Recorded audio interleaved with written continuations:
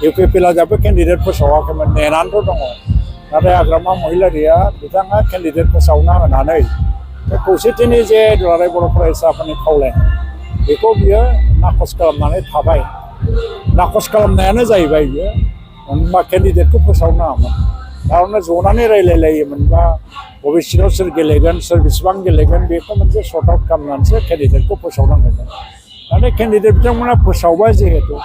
आं सानो हाग्रामा महिलारिया खौसेथिनि आइडियायाव गैया बेथ'